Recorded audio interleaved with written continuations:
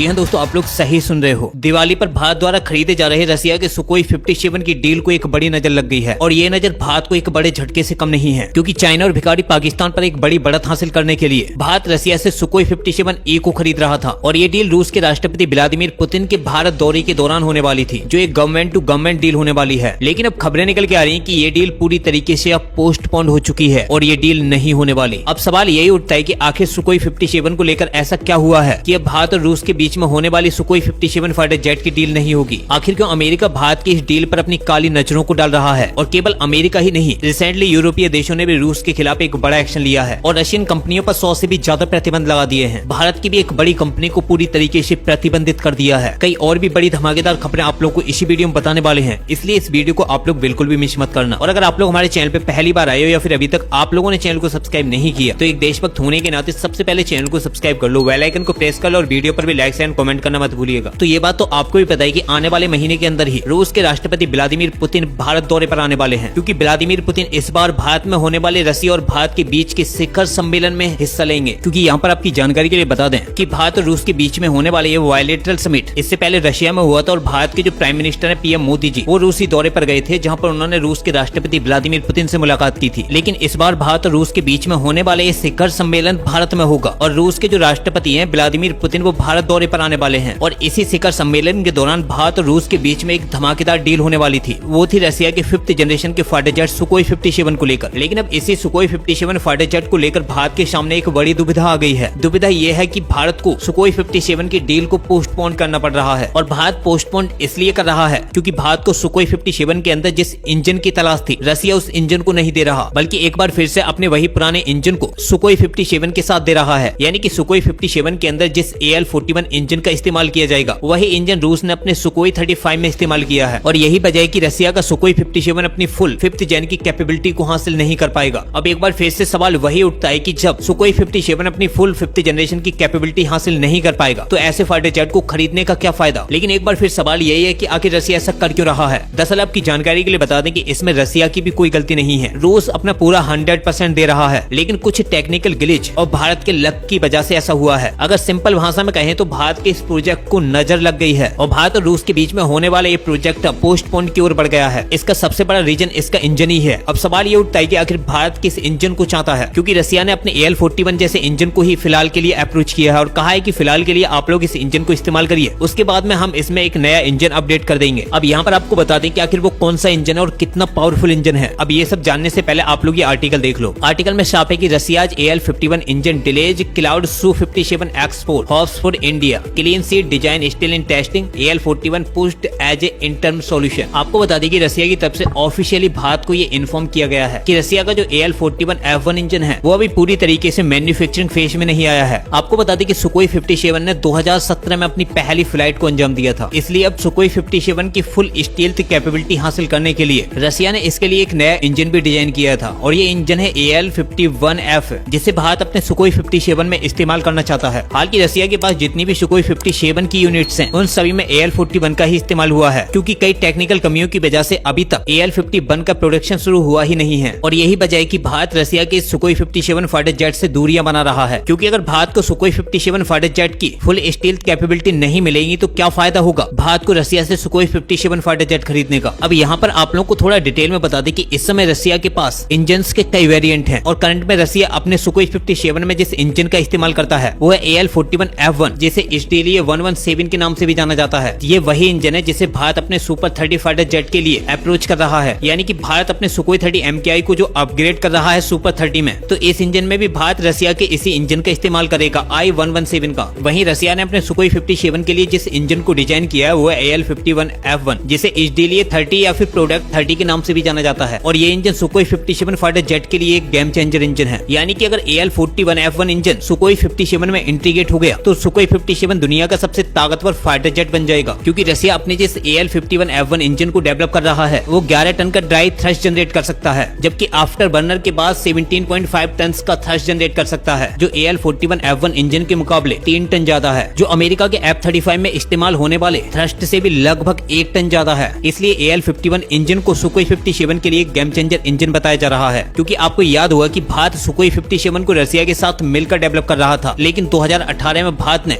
FGF programme से exit मार दिया। FGF यानी कि 5th जनरेशन फाइटर एयरक्राफ्ट, ये प्रोजेक्ट भारत और रूस दोनों ने मिलकर शुरू किया था, लेकिन रसिया द्वारा भारत के साथ इंजन की डिटेल शेयर न करने की वजह से भारत ने 2018 में ही रसिया के इस प्रोजेक्ट से दूरी बना ली थी और ये गलती रसिया को काफी महंगी पड़ गई। अगर उस समय रशिया भारत के साथ सारी डिटेल शेयर कर देता तो आज इस फाइटर जेट की डिमांड पूरी दुनिया में कहीं और ही होती। और अब खबरें निकल के आ रही है कि रसिया का जो AL-51 इंजन है उसका जो प्रोडक्शन है वो लगभग 2026 या 2026 के बाद में शुरू होगा। इसलिए रशिया अपने सुकोई 57 को भारत के लिए AL-41 के साथ ही ऑफर कर रहा है, लेकिन भारत किसी भी कीमत पर रसिया के सुकोई 57 को AL-41 के साथ नहीं खरीदेगा। यानी कि अब सुकोई 57 का जो प्रोडक्शन है वो और भी डिले होने वाला है। इसलिए अब भारत के पास एक ये भी मौका है कि अब भारत को अपने एम का फाइटर जेट पर ही ज्यादा फोकस करना चाहिए। आपको बता दें कि भारत का एम का वैसे तो 5.5 जनरेशन का है, जबकि रसिया का सुकोई 57 5th जनरेशन का है, जिससे 5.5 और 4.5 के बीच का जो गैप है वो आसानी से फुलफिल हो जाएगा। लेकिन जिस तरीके से अमेरिका लगातार भारत को रसिया से दूर ले जाने की कोशिश कर रहा है, क्योंकि फिर चाहे डोनाल्ड ट्रंप द्वारा रिसेंटली भारत को लेकर किए गए दावे हों। आपको याद होगा कि डोनाल्ड ट्रंप ने रिसेंटली भारत को लेकर एक बड़ा दावा किया और कहा कि भारत अब रसिया से सस्ता क्रूड ऑयल तेल नहीं खरीदेगा। और डोनाल्ड ट्रंप ने यह बयानबाजी इसलिए की ताकि भारत और रूस के बीच में थोड़ी बहुत दरार आ सके, क्योंकि भारत पर टैरिफ लगाकर डोनाल्ड ट्रंप पहले से ही पूरी दुनिया की आलोचनाएं झेल रहा है। और इस बड़े बयान के बाद डोनाल्ड ट्रंप ने एक और बात ऐड कर दी। डोनाल्ड ट्रंप ने पीएम मोदी जी को दिए गए इस बयान के बाद ये कहा कि जिस तरीके से भारत रसिया से दूरी बनाकर रशियन क्रूड ऑयल को नहीं खरीद रहा, उसी तरीके से हम चाइना पर भी दबाव बनाकर चाइना को भी रसिया से दूर करेंगे। और केवल अमेरिका ही नहीं बल्कि रूस पर जो सबसे बड़े हमले किए हैं वो यूरोपीय देशों ने किए हैं। आप लोग चाहें तो खुद ही आर्टिकल देखो, जिसमें साफ है कि UK sanctions Russia's Lukoil and Rosneft targets shadow fleet. आपको बता दें कि रोजनेफ्ट रसिया की सबसे बड़ी रिफाइनरीज कंपनी है, क्योंकि भारत के अंदर जो नायरा रिफाइनरीज है तो उसे भी इसी कंपनी का समर्थन प्राप्त है। यानी कि भारत की नायरा एनर्जी लिमिटेड भी रसिया की रोजनेफ्ट से ही ऑयल परचेज करती है। इसलिए ब्रिटेन ने रसिया की दो सबसे बड़ी ऑयल कंपनियों को टारगेट किया है, जिसमें लुकोइल एंड रोजनेफ्ट शामिल हैं। और इन दोनों कंपनियों की जो 14 शैडो